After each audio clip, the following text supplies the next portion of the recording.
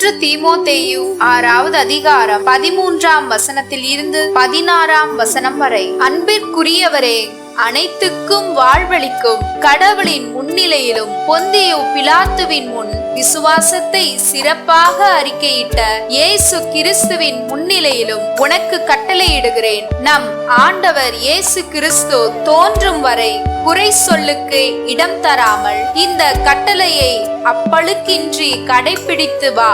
உரிய காலத்தில் பேரின்ப கடவுள் அவரை தோன்ற செய்வார். கடவுள் ஒருவரே வேந்தர், அரசருக்கெல்லாம் அரசர், ஆண்டவருக்கெல்லாம் ஆண்டவர். அவர் ஒருவரே சாவை அறியாதவர், அணுக முடியாத ஒளியில் வாழ்பவர். அவரை கண்டவர் எவரும் இலர், காணவும் முடியாது.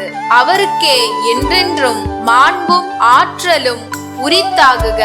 ஆமென்.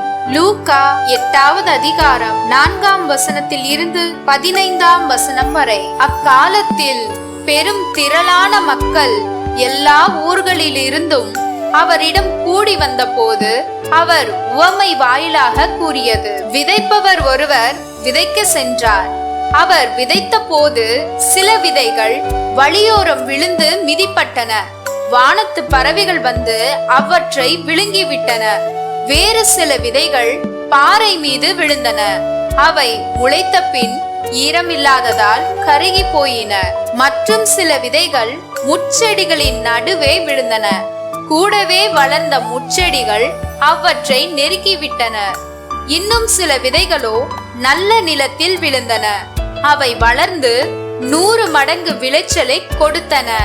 இவ்வாறு சொன்ன பின், கேட்க செவியுள்ளோர் கேட்கட்டும் என்று உரக்க கூறினார். இந்த உவமையின் பொருள் என்ன என்று அவருடைய சீடர் அவரிடம் கேட்டனர். அதற்கு இயேசு கூறியது, இறையாட்சியின் மறைப்பொருளை அறிய உங்களுக்கு கொடுத்து வைத்திருக்கிறது. மற்றவர்களுக்கு எல்லாம் உவமைகள் வாயிலாகவே கூறப்படுகின்றன. எனவே அவர்கள் கண்டும் காண்பதில்லை, கேட்டும் புரிந்து கொள்வதில்லை. இந்த உவமையின் பொருள் இதுவே. விதை இறை வார்த்தை. வழியோரம் விழுந்த விதைகள் அவ்வார்த்தைகளை கேட்பவர்களுள் சிலரை குறிக்கும். அவர்கள் நம்பி மீட்பு பெறாதவாறு அழகை வந்து அவ்வார்த்தையை அவர்கள் உள்ளத்திலிருந்து எடுத்து விடுகிறது. பாறை மீது விழுந்த விதைகள் அவ்வார்த்தையை கேட்கும் போது அதை மகிழ்ச்சியோடு ஏற்றுக்கொள்பவர்களை குறிக்கும். ஆனால் அவர்கள் வேறற்றவர்கள். சிறிது காலமே அவ்வார்த்தையை நம்புவார்கள். சோதனை காலத்தில் நம்பிக்கையை விட்டு விடுவார்கள்.